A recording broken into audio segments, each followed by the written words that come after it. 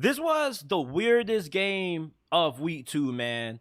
Utah escaped Baylor 20-13, and they were a 7.5 point favorite going into this game. Baylor, they were down their starting quarterback, and Baylor lost to Texas State last week.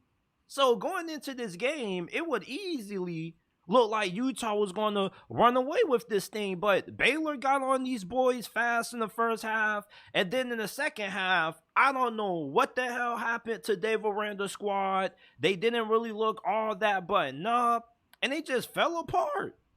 Fell I apart, will man. say, I will say, Dave Aranda's seat might be hotter than anyone's in college football because Baylor has now lost, dating back to last year, they have now lost their last 5 games. 2 this year, they lost their bowl game to I think like Air Force or something. Baylor didn't look awful week 1 against Texas State.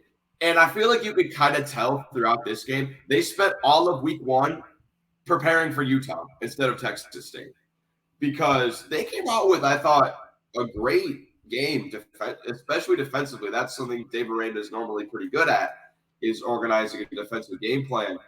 But I don't know. I mean, Utah, Cam Rising obviously is their number 1 QB. He's hurt right now. I don't really know when he's supposed to be back, but their backup Barnes played great against Florida. He lit up Florida, and he could not do anything this game. At one point, I think he was like 5. He finished the game 6 of 19 for 71 yards. That's bad. And then they put in Nate Johnson, their third string technically, who's he was like a state champion track runner in Oregon last year as a high school. He's a true freshman. They put him in, and I mean, he did okay, 6 of 7 for 82 yards. And then they threw in like Jaquindon Jackson near the end of the game. They were just having him like run out of the Wildcat. It's like I didn't get what they were doing. Like it felt like they were just like using a new quarterback like every play. They were doing that against Florida too, They were which I guess finding ways to win without their starting QB. And to their credit, you have to look at Baylor and get mad at them for not being able to put the game away when they needed to, and even at the end, their quarterback threw an interception that put Utah in position. That might have been the worst pass I've seen in the last like 5 years of college football.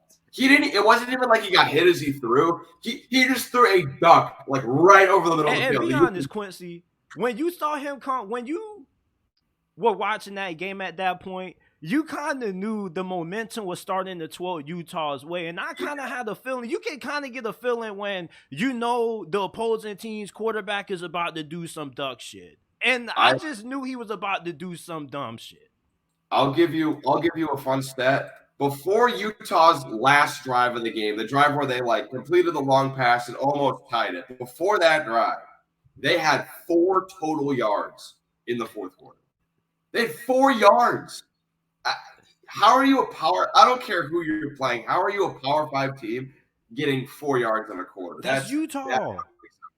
But you know, like that's the kind of style of football Utah plays. Like they don't care about it being pretty. Kyle Whittingham and those boys, like they find ways to win games that they have no business winning. When they beat Oregon twice that one season, Mario Cristobal's last year, and then they beat USC twice, I believe, last year. Like they got up with them because they got scrappy, they got physical, and Baylor, they kind of have a similar identity. It's just that the offense just was severely lacking, or the quarterback play was severely lacking. I really think this was the kind of game that Kyle Whittingham and those boys kind of expected.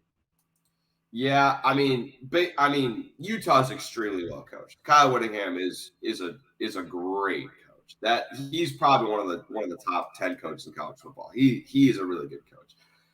I mean, I think when Utah gets Cam Rising back, I don't know when that'll be, but if they do, they're going to be really tough to beat because this is an experienced Utah team that has won the Pac-12 the last 2 years. And they have most of that same crew back for this third year. So, I mean, I would say they're the favorites to win the Pac-12 when Cam Rising gets back. And their upcoming schedule, they have Weber State and UCLA. Those should be 2 games they can probably relax more. Then they're at Oregon State. That'll be a fun game.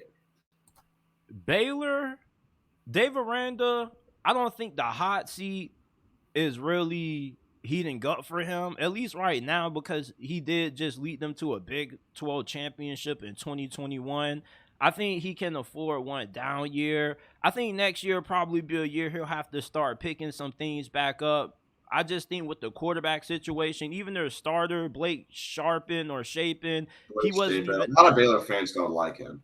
Yeah, like I think they definitely got to hit the portal hard this offseason and try to come away with one of the best quarterbacks out of that mug, because if they can't keep going through the Big 12 with just having great defense and okay quarterback play, they need to go ahead and go and get a baller